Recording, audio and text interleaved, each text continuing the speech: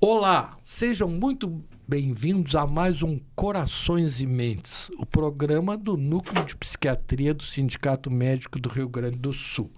E estamos no mês de setembro, do Setembro Amarelo, que se caracteriza pelo mês da prevenção ao suicídio. Apesar que a prevenção do suicídio é todo dia, né? Todo ano, né? Porque cada vez, às vezes diminui um pouco, mas lamentavelmente a gente está mantendo esse número ainda grande de suicídios, e agora a gente tem notado um número de suicídio entre crianças, adolescentes, né? É que houve uma transição epidemiológica, né? Antigamente quem se matava eram os velhos. Agora os velhos não querem morrer mais, né? Os velhos estão protegidos, estão vivendo mais e estão se sentindo protegidos porque eles são aposentados, então eles já têm um pecúlio, um dinheiro, né? Uma certa segurança assim, pecuniária, vamos dizer assim, mas os jovens não. Os jovens estão com muito medo, né?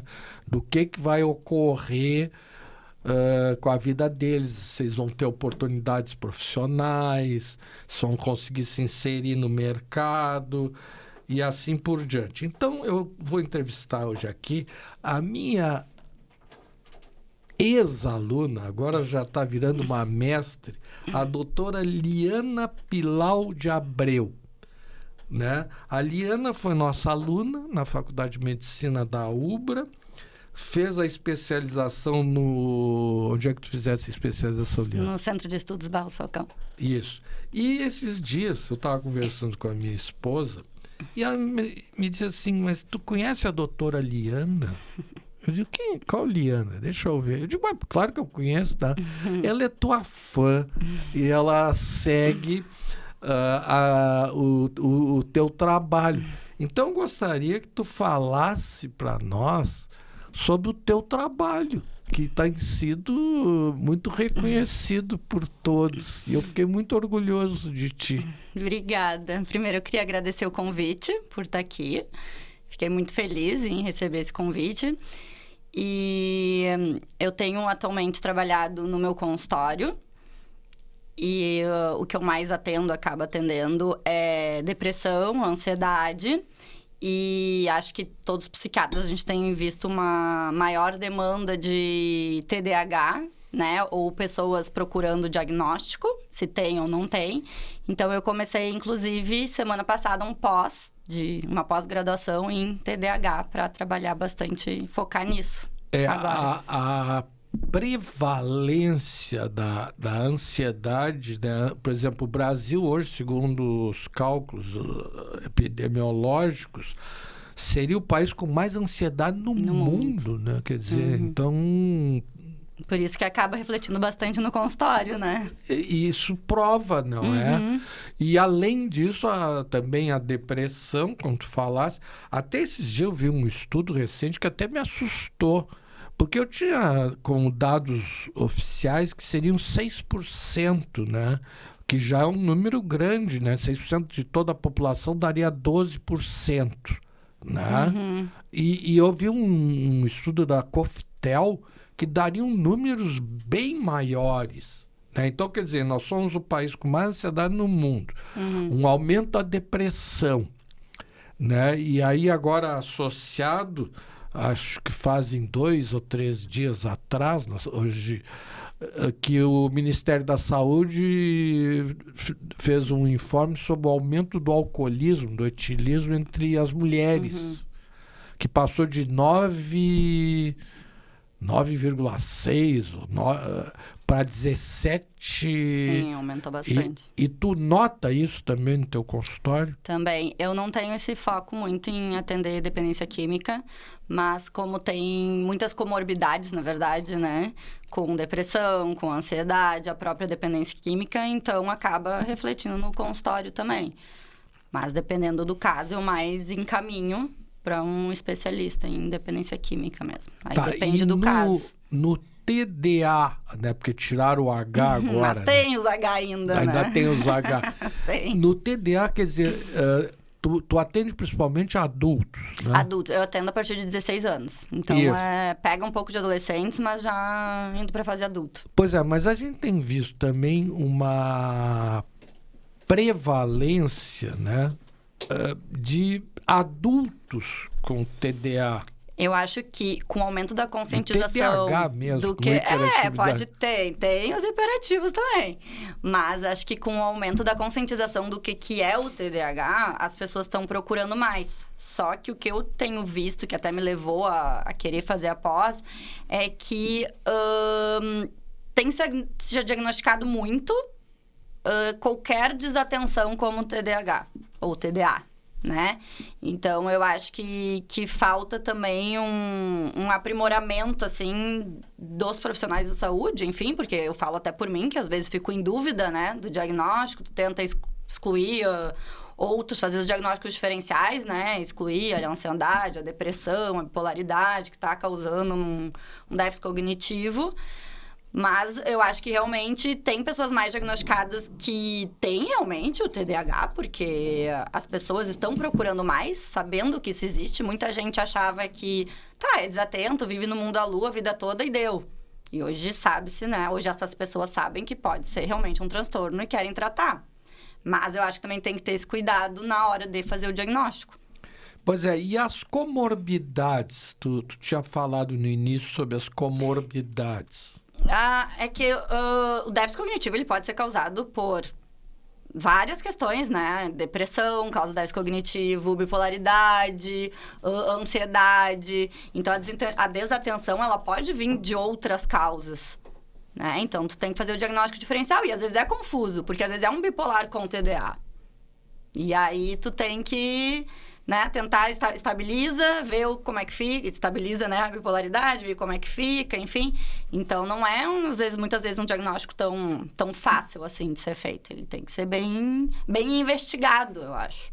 Exatamente. E ver o que é mais preponderante, né? E isso não é fácil. Não, né? por isso... É bem difícil, por né? Por isso que a gente tem que estudar bastante e se aprofundar nisso. Às porque vezes eu acho que muitas vezes as pessoas também estão buscando esse diagnóstico porque viram na internet, porque fizeram testes de internet, e tu tem que realmente ver se tem ou não, né?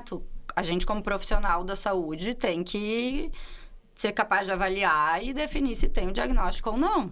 Agora tem pessoas que são assim, tudo que elas leem, elas acham que elas têm, né? Lembra Exato. que tinham colegas nossos na faculdade, quando eu estudava, eles tinham as doenças que eles estudavam, né? Exato. E também o pessoal fala agora, às vezes, que o TDA, que virou modinha. Porque antigamente ninguém sabia diagnosticar, né? Porque estava dentro de outras patologias, né? E também, se a gente for ver o CID-11, o Código, a Classificação Internacional de Doenças, na parte da psiquiatria, se a gente ler bem aquilo ali, não escapa ninguém, né? Dá para se encaixar, por isso que tem que ter esse cuidado, né, no diagnóstico. Para não hiperdiagnosticar todo mundo também, exatamente, né? Senão nós vamos estar classificando todo mundo, alguma coisa. E que eu digo para meus pacientes o seguinte, olha aqui, vocês não se preocupem. Se vocês tiverem um pouquinho de cada coisa, tá bom. Não pode ter muito. De uma só. De uma só. Que aí, e não persistir aqueles sinais, né? Que é aquela coisa da depressão, né? O que é depressão? É uma tristeza persistente, depois de mais de 6 meses, com desmotivação. Com prejuízo, tem vários critérios, né? Com a ideação suicida, plano, tentativa, aquela coisa toda. Mas uma coisa que me chama a atenção no teu trabalho em particular é como tu divulga esse trabalho. Por causa que eu notei, assim, que as pessoas... tu fala de uma forma fácil, simples, que as pessoas... Fica bem claro qual é a tua... teu know-how, tua técnica. É como eu falei, como eu acho que a gente está falando, pelo menos no meu público ali, é o público leigo. Então, não adianta a gente ficar usando termos médicos, termos mais avançados, digamos, que eu não tô falando de médico para médico, né? Eu tô falando pro público em geral. E tu nota, assim, essa receptividade? Noto, sim. Tem bastante interesse. Até meus próprios amigos têm muito interesse no meu Instagram e na questão de saúde mental. Eu acho que é um interesse... Há um interesse grande, assim, da população em relação à saúde mental. Não, e isso é uma verdade, porque agora no concurso para as residências médicas, a residência mais procurada é de psiquiatria, né? Aumentou depois da pandemia, né? Pois é, chama atenção. Mas nós estamos em setembro, né? Então nos obrigam a falar sobre o setembro amarelo, né? E é importante, né? Da prevenção do suicídio. Eu queria que tu falasse, assim, pela tua experiência como psiquiatra, como é que tu vê essa questão do suicídio? O que tu tem visto dentro do teu consultório, do teu trabalho? Eu acho que essa questão como a gente estava falando sobre o falar... Acho que é muito importante falar sobre o suicídio para exatamente o que eu estava falando antes, para a gente conseguir quebrar tabus, para as pessoas não terem vergonha de procurar ajuda, se necessário, para a gente desmistificar que as pessoas acham que quem quer se matar não avisa, né? Avisa sim. Então, assim, tem muitos mitos que a gente precisa derrubar, a gente precisa conscientizar a população sobre isso, por isso que a gente fala tanto, né? Por isso tem um mês dedicado a isso, porque a gente precisa falar sobre isso para as pessoas, inclusive, que estão passando por isso, procurarem ajuda, né? E conscientizar a população, porque tem muito julgamento também. Então, a gente falando sobre o suicídio ajuda quem está passando por isso, né, conseguir procurar ajuda, ter a coragem de procurar ajuda. E quem tem parentes passando por isso, sabe também como apoiar colegas, sabe como, né, apoiar, como ajudar, não julgar, ter uma empatia. Então, é importante para a sociedade em geral e é importante para quem está passando por isso, a gente poder falar abertamente sobre isso. Pois é que sempre tem, né, um estigma em relação aos tratamentos psiquiátricos, né?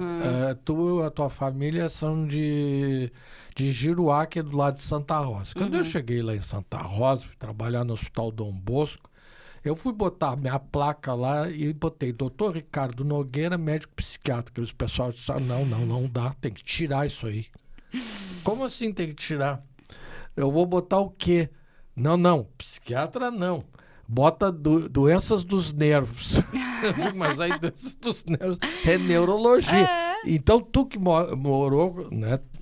Minha mãe é de Giruá, eu só visito. Mas é uma cidade pequena, claro, até pela...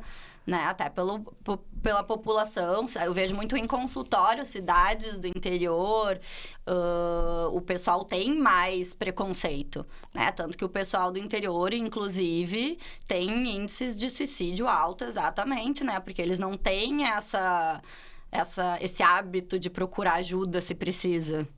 Pois eles sofrem calados, né? Porque é vergonha, né? Vamos chamar de louco. Essa questão, né? Mas, por exemplo, aqui em Porto Alegre já é uma cidade piscina.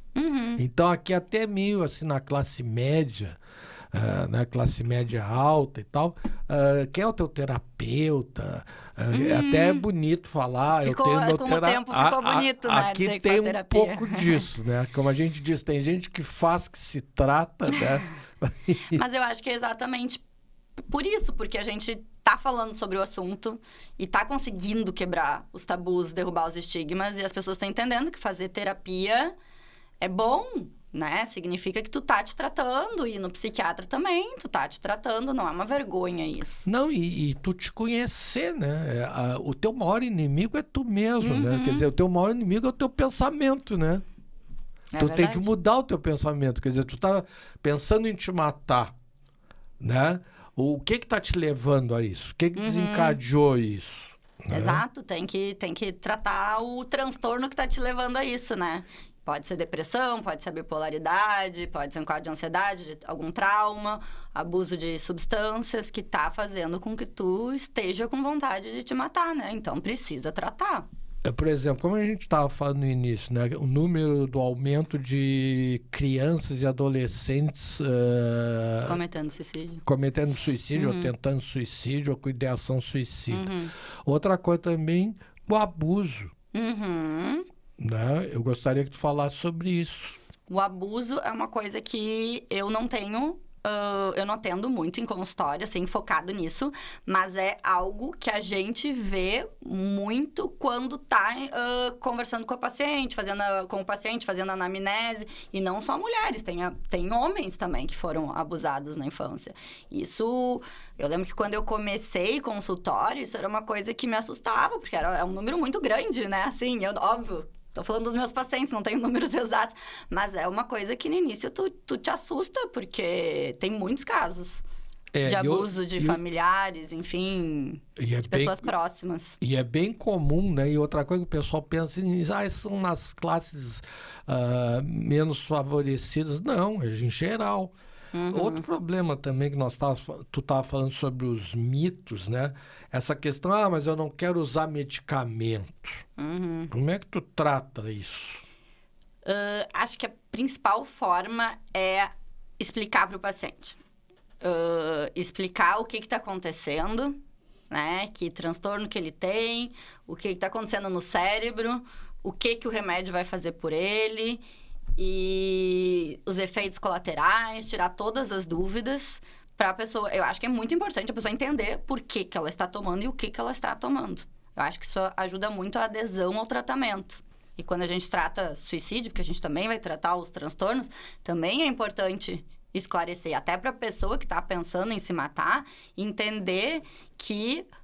tem solução, digamos, tem tratamento, tem esperança de melhora. E tu toma o medicamento, tu nota que há uma melhora, né? Aí diz, por que eu sofri tanto tempo desnecessariamente, né? É que, na verdade, o medicamento é droga. Por que as pessoas usam droga? Porque estão tristes, então querem mudar o seu estado geral, né? Então, tu usa uma droga... para ficar eufórica lá na rave, né? Ou, por exemplo, vão fazer uma festa, né? O aquece, quase sempre é com bebidas e drogas, né? E aí também tem uma outra questão. Na questão do suicídio, que é o foco desse mês que nós estamos tratando, muitas vezes o paciente diz assim, eu pensei em me matar. Mas por que tu pensou? Eu tô com problema com a minha esposa, já tentei tudo e não tá dando e tal.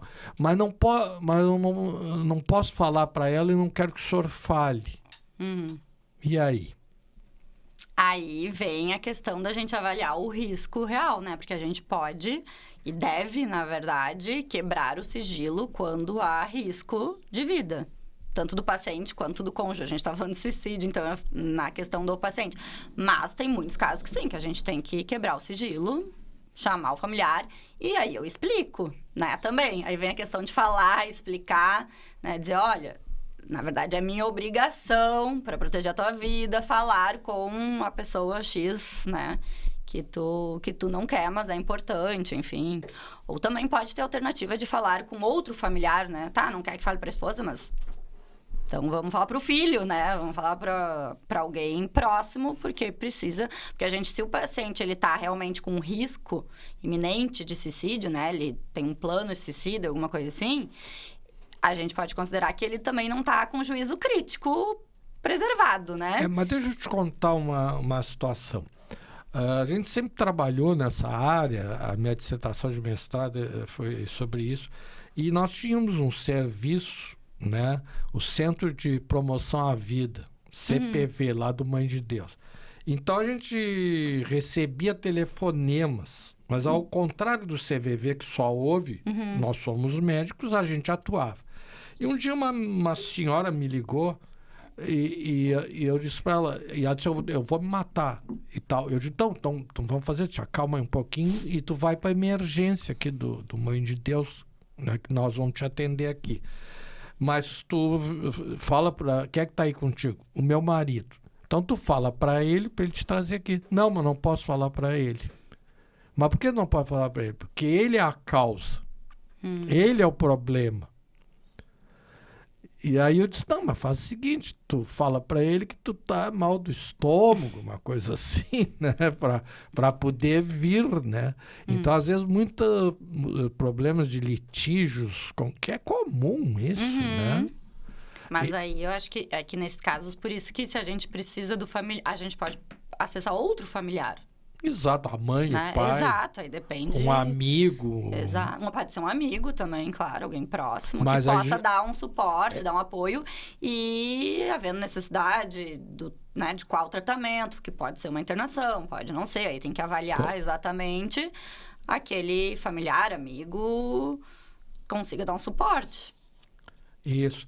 Então, a gente precisa, então, ter os amigos, os familiares, né? A rede de apoio, né? Essa rede de apoio, né? E uma das coisas que a gente tem notado, sim, muito, entre os pacientes que chegam a isso, grande parte deles são depressivos, né? Mas a depressão tem tratamento.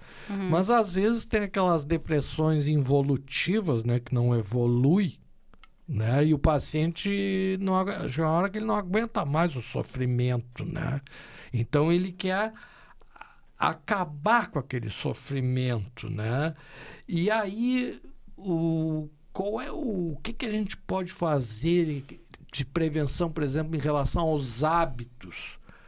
De promoção de saúde? Isso, de prevenção. Sim, regularmente, assim, no dia a dia, os cuidados básicos de saúde que influenciam na saúde mental, como um sono regular, uma alimentação saudável, o manejo de estresse do dia a dia, que é fazer pausas, ter momentos de lazer, ter momentos de pausa de relaxamento também, né? Às vezes tu tem muita atividade, tu faz pausa, mas às vezes não, né? É necessário tu também ter uns momentos de lazer.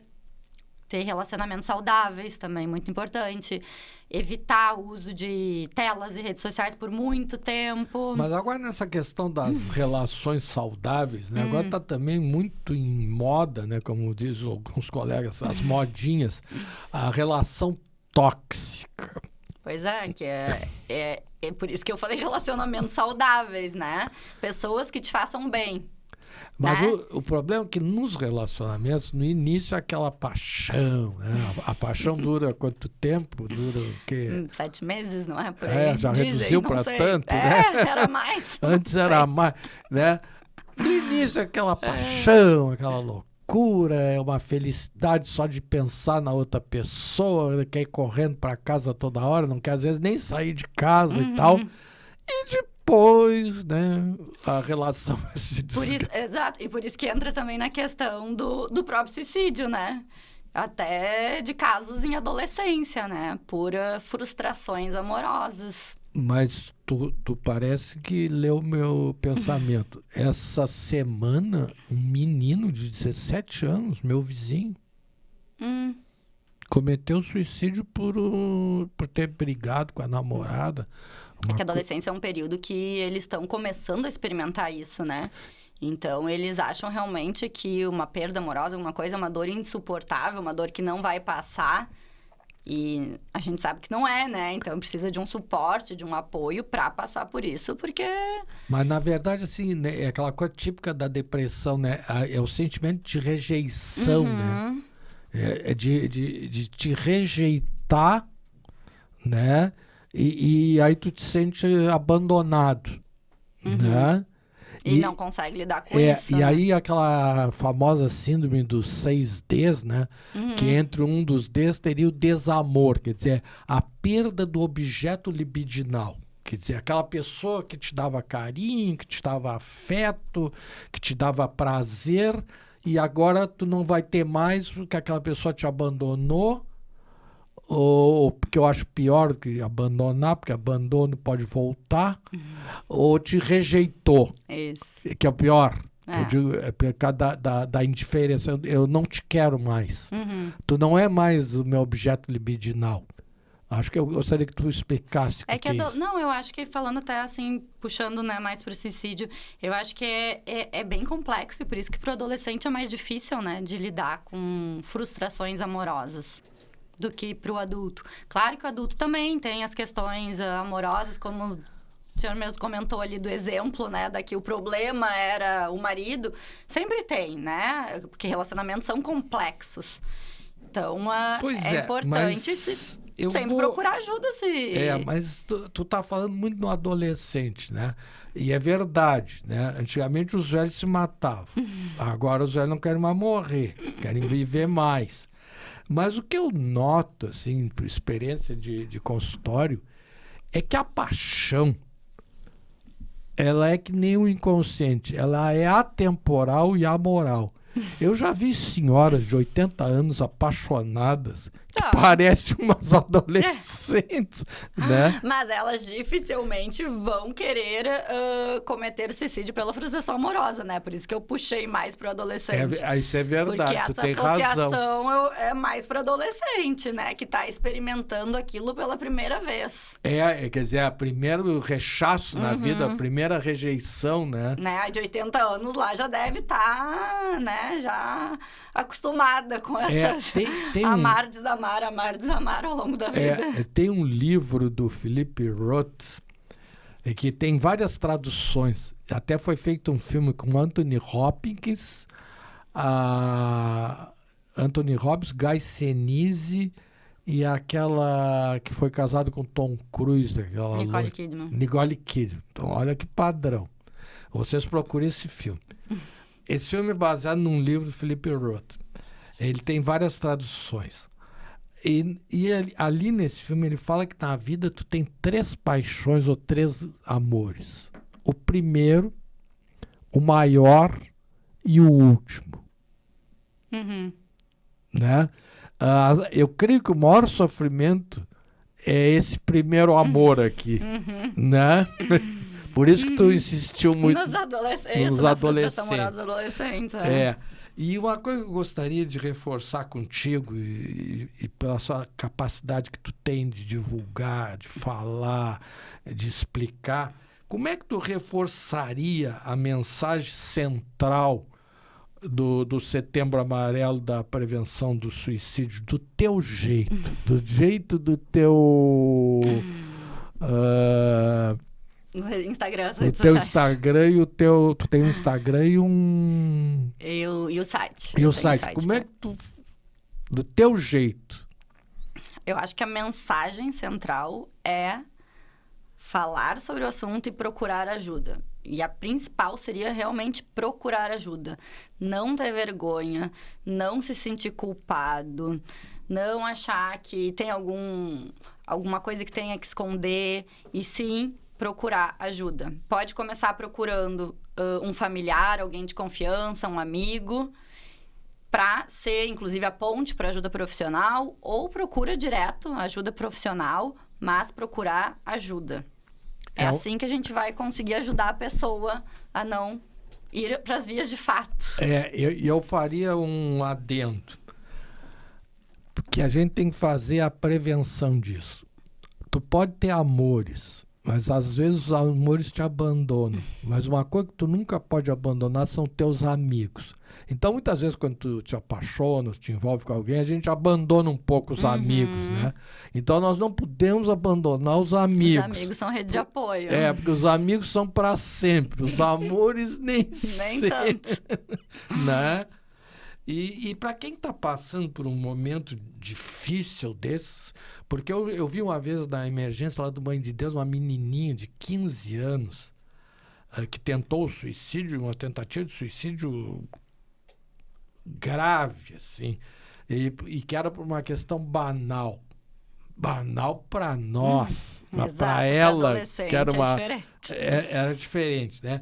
Então, para quem está passando por um momento difícil assim, quais seriam hoje os canais de ajuda imediata e os primeiros passos para se buscar apoio? O que tu... Imediatos, a gente tem os hospitais, né? E os pronto-atendimentos ou emergências psiquiátricas, né? Porque o ideal é tu conseguir imediatamente chegar a um psiquiatra. Mesmo que a gente não tenha uma emergência psiquiátrica, seja uma cidade pequena, alguma coisa, um pronto-atendimento, um lugar que tem um médico também, né? Para estar apto a conseguir atender. E, lembrando, também tem o SAMU, né? Dependendo da emergência. Pois é, mas o grande problema do SAMU, e às vezes até nem tem SAMU, tem a Brigada Militar, é a demora. É a demora, mas depende de se conseguir levar numa emergência melhor. Se não conseguir, aqui temos em Porto o SAMU. Alegre, que nós estamos agora, né, tem as duas emergências, né, a da Vila Cruzeiro para a Zona Sul e a API para a Zona Norte, né? E está tendo esse risco agora do fechamento, né? Entrando na questão do suicídio, é super importante a gente ter pronto atendimentos e emergências 24 horas, porque a gente não sabe, né, em que momento vai precisar de atendimento psiquiátrico. Psiquiatria também tem emergência, né? As pessoas às vezes esquecem isso, mas tem emergência. E outro problema, eu fui secretário de Saúde de Pelotas por 2 oportunidades. Nós fizemos uma pesquisa lá com o Maurício Lima, que é nosso colega psiquiatra, e ele constatou nessa pesquisa que todas as casas de Pelotas, e eu tenho claro que se nós fizéssemos essa pesquisa aqui ou em qualquer outra cidade, em todas as casas tinham psicotrópicos, ou seja, medicamentos tranquilizantes. E a gente vê que, principalmente entre as meninas, né, a intoxicação medicamentosa é um tipo, né, de... Mas por quê? Porque tem, né? Tem acesso. Tem acesso. Aqui tem uma ditadura, sabia, Liana? Aqui nesse programa. Tem uma produtora aqui que obriga sempre essa moça a gente fechar os programas. Acabar? Né? Acabar com o programa. Né? E é sempre quando o programa está embalado, quando o programa fica bom, que ela nos obriga a nós ter que encerrar. Então, para encerrar, qual o significado do Dia Mundial da Prevenção ao Suicídio? E vamos juntar aqui o outro que fica perto, que é o Dia Mundial da Saúde Mental, para a construção de políticas públicas e para a sociedade. Acho que é um momento, tanto falando dos dois, né, do dia da prevenção ao suicídio e da promoção da saúde mental, é um momento em que a saúde mental e o suicídio, enfim, entram em pauta política, né? São lembrados, então, as estratégias públicas são lembradas, e acho que é um momento também da população lembrar de cobrar, né, as políticas públicas, porque a gente precisa ter promoção de saúde mental pelas políticas públicas, né? Não só vias particulares. E para a sociedade é conscientizar, normalizar o cuidado, o procurar ajuda e combater os estigmas, os julgamentos e os preconceitos. Esses tempos que nós estávamos lá na internação psiquiátrica do HU, acho que até tu era aluna nossa, não sei se tu te lembra, se foi na tua época, que veio um pessoal da Universidade de Halifax, no Canadá, bem no sul do Canadá, ali perto de Nova York. Nova York é Estados Unidos. E aí a gente perguntou para eles, lá vocês têm suicídio? Temos bastante e tal. E como é que vocês tratam suicídio? E eles nos disseram, a gente não trata suicídio, a gente faz prevenção à saúde mental. Então, o suicídio não tem um CID. Não, ele é consequência de todas as doenças. Então, se nós tratar as doenças mentais todas, né, nós vamos estar resolvendo. Liana, tu não sabe o orgulho, a satisfação de ter te entrevistado aqui, pela tua clareza, pela tua lucidez. E eu vou dizer pro teu pai, né, vou mandar esse programa para ele, para mostrar para ele que eu devia ter feito psiquiatria, né? Exatamente, e que tu é uma psiquiatra que veio para nos ajudar, entendeu? Com a tua lucidez. Obrigada. Né? Então, a gente fica muito orgulhoso, né?